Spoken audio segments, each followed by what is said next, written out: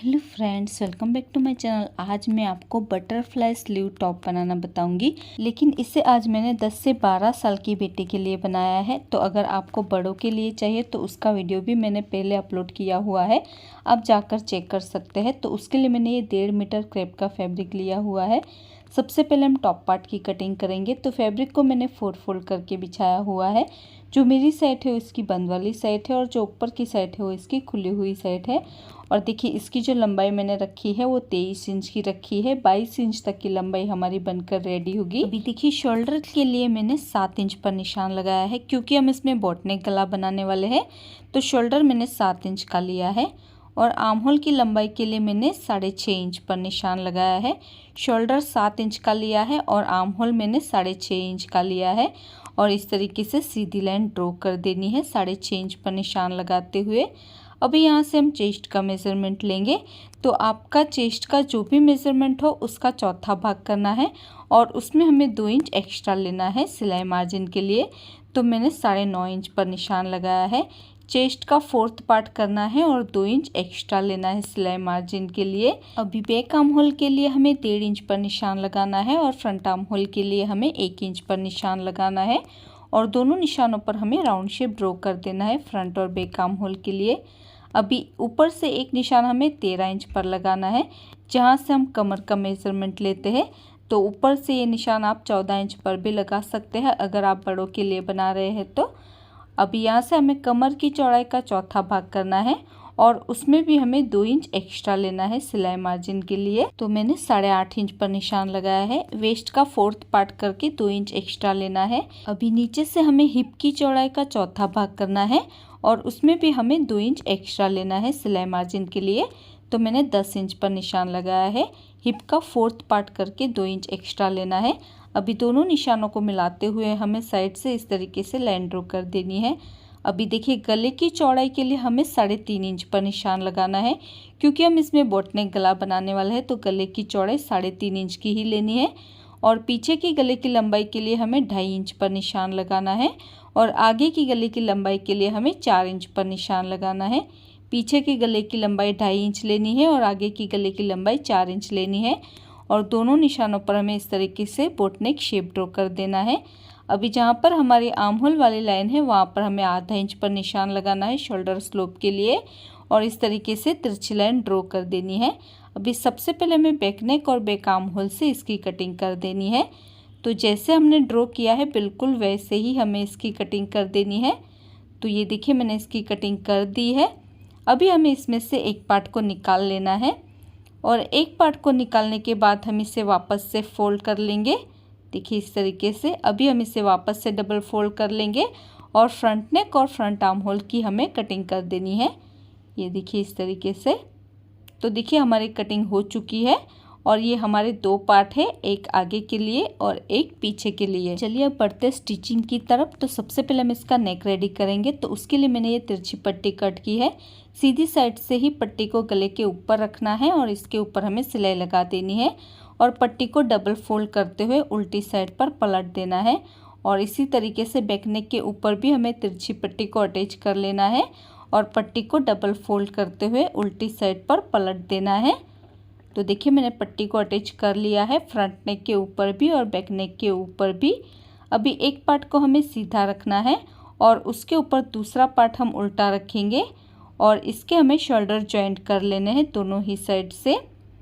तो ये देखिए मैंने इसके शोल्डर जॉइंट कर लिए हैं दोनों ही साइड से। अभी हमें इसके आर्म होल के ऊपर भी तिरछी पट्टी अटैच करनी है। तो पट्टी को सीधी साइड से ही आर्म होल के ऊपर रखना है, देखिए इस तरीके से। और इसमें हमें सिलाई लगाकर पट्टी को अटैच कर लेना है और पट्टी को डबल फोल्ड करते हुए उल्टी साइड पर पलट देना है। और इसी तरीके से दूसरी साइड के आर्म होल के ऊपर भी हम तिरछी पट्टी को अटैच कर लेंगे और पट्टी को डबल फोल्ड करते हुए उल्टी साइड पर पलट देंगे। तो देखिए मैंने तिरछी पट्टी को अटैच कर लिया है दोनों ही साइड के आर्म होल के ऊपर। अभी देखिए क्योंकि हम इसमें बटरफ्लाई स्लीव टॉप बनाने वाले हैं तो उसके लिए हमें शोल्डर पर पहले बिल्कुल सेंटर में निशान लगाना है।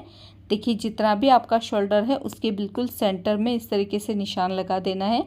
उसके बाद हम कहाँ तक हमें स्लीव अटैच करनी है वहाँ तक हमें निशान लगाना है। तो देखिए आप ये स्लीव पूरे नीचे तक भी लगा सकते हैं या फिर जहाँ तक आपको स्लीव लगानी है वहाँ तक आपको निशान लगा देना है। तो मैं ये जो बटरफ्लाई स्लीव है उसे 17 इंच तक लगाने वाली हूँ। तो शोल्डर से मैंने 17 इंच पर निशान लगाया है और इस तरीके से सीधी लाइन ड्रॉ कर देनी है। और इसी तरीके से दूसरी साइड के शोल्डर पर भी हमें सेंटर में निशान लगाकर 17 इंच तक इस तरीके से एक निशान लगाकर सीधी लाइन ड्रॉ कर देनी है। देखिए इस तरीके से। और इसी तरीके से दूसरी साइड पर भी हमें 17 इंच पर निशान लगा देना है।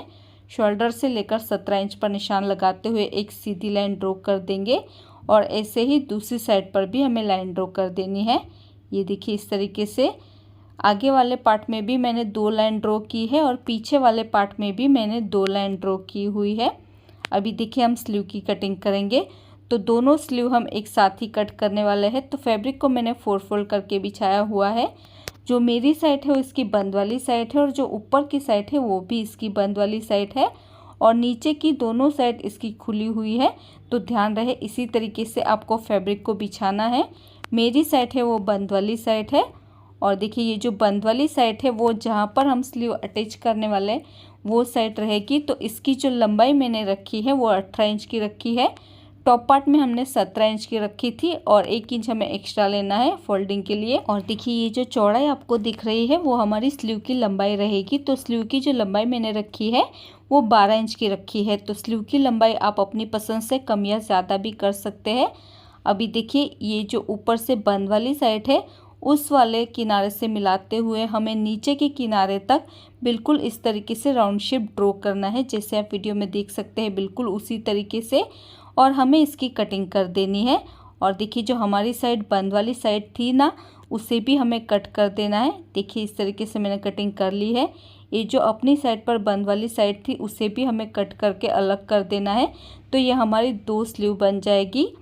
देखिए इस तरीके से कटिंग कर दी है। तो ये हमारी 2 स्लीव बन गई है। ऊपर से इसकी बंद वाली साइड ही होनी चाहिए, इस बात का आपको ध्यान रखना है स्लीव की कटिंग करते वक्त। अभी देखिए बिल्कुल सेंटर में हमें एक छोटा सा कट लगा देना है। दोनों ही स्लीव के सेंटर में हमें एक छोटा सा कट लगा देना है। देखिए अभी इसे हम खोलेंगे तो इसका शेप कुछ इस तरीके से नज़र आएगा। ये देखिए ये जो राउंड वाला शेप है वो नीचे की साइड आएगा और जो सेंटर में हमने कट लगाया है उसे हम अटैच करेंगे टॉप पार्ट के साथ। अभी देखिए ये जो राउंड वाला शेप है इसमें आप चाहे तो स्टिच करवा सकते हैं। स्टिच करवाने से इसका फॉल बहुत ही अच्छा आता है या फिर आप चाहे तो इसे डबल फोल्ड करके इसमें सिलाई भी लगा सकते हैं। और इसी तरीके से दूसरी स्लीव में भी हम डबल फोल्ड करते हुए इसमें सिलाई लगा देंगे। तो देखिए मैंने इसे डबल फोल्ड करते हुए इसमें सिलाई लगा दी है दोनों ही स्लीव में। अभी हम इसे टॉप पार्ट के ऊपर अटैच करेंगे। तो देखिए इस स्लीव को हमें बिल्कुल सेंटर से ही लगाना शुरू करना है ताकि स्लीव हमारे एकदम परफेक्ट तरीके से बैठ जाए। तो सेंटर में हमने छोटा सा कट जो लगाया है उसे बिल्कुल शोल्डर के बीच में ही रखना है और इस तरीके से दोनों साइड पर स्लीव को रखते हुए हमें इसमें सिलाई लगा देनी है। तो जो लाइन हमने ड्रॉ की है उसी के ऊपर हमें स्लीव को रखना है और इसके ऊपर हमें सिलाई लगानी है। तो जहाँ तक हमने निशान लगाया है वहाँ तक हमारी स्लीव एकदम परफेक्ट तरीके से आ जाएगी। थोड़ी सी ऊपर नीचे होगी तो कोई बात नहीं। और इसी तरीके से दूसरी स्लीव को भी हमें अटैच कर लेना है सेंटर से ही रखते हुए। और ध्यान रहे जो लाइन हमने ड्रॉ की है उसी के ऊपर हमें स्लीव को रखना है और इसमें हमें सिलाई लगानी है। और स्लीव को हमें उल्टा रखना है और टॉप पार्ट को सीधा रखना है। और देखिए इस तरीके से मैंने स्लीव को अटैच कर लिया है। दोनों ही स्लीव को मैंने अटैच कर लिया है और ये देखिए इस तरीके से हमारी स्लीव अटैच हो चुकी है और ये बाहर की साइड कुछ इस तरीके से नज़र आएगी। अभी हमें स्लीव को अंदर ही रहने देना है और टॉप पार्ट को हमें उल्टा कर लेना है और साइड से 1.5 इंच का गैप रखते हुए हमें इसकी फिटिंग कर लेनी है। क्योंकि टॉप हमारा थोड़ा सा लूज ही होता है इसलिए हमें 1.5 इंच का गैप रखते हुए इसकी फिटिंग कर लेनी है। उसके बाद जो नीचे की बॉर्डर है उसे हमें सिंपली डबल फोल्ड कर लेना है और इसके ऊपर हमें सिलाई लगा देनी है। तो ये देखिए मैंने इसकी फ़िटिंग कर ली है। दोनों ही साइड से मैंने इसकी फ़िटिंग कर ली है और नीचे की जो बॉर्डर है उसे भी मैंने डबल फोल्ड करते हुए इसमें सिलाई लगा दी है। और इसी के साथ ये हमारा बटरफ्लाई स्लीव टॉप बनकर रेडी हो चुका है। तो इसे मैंने 10 से 12 साल की बेटी के लिए बनाया है। तो आप चाहे तो बड़ों के लिए अगर बनाना चाहते हैं तो सेम वीडियो मेरे चैनल पर अपलोड है, आप चाहे तो देख सकते हैं। सो फ्रेंड्स, आई होप आपको आज का ट्यूटोरियल पसंद आया होगा। अगर आपको आज का ये वीडियो पसंद आया तो इसे लाइक और शेयर ज़रूर कर देना। और अगर अभी तक आपने हमारे चैनल को सब्सक्राइब नहीं किया है तो प्लीज़ इसे सब्सक्राइब कर लीजिए। और काफ़ी दिनों बाद मेरा वीडियो आ रहा है क्योंकि थोड़ी सी परेशानी थी इसीलिए, लेकिन अब से रेगुलर आपको हफ्ते में 2 वीडियो मिलते रहेंगे। वीडियो कैसा लगा है कमेंट करके ज़रूर बताइएगा। मेरा ये वीडियो देखने के लिए thank you so much friends.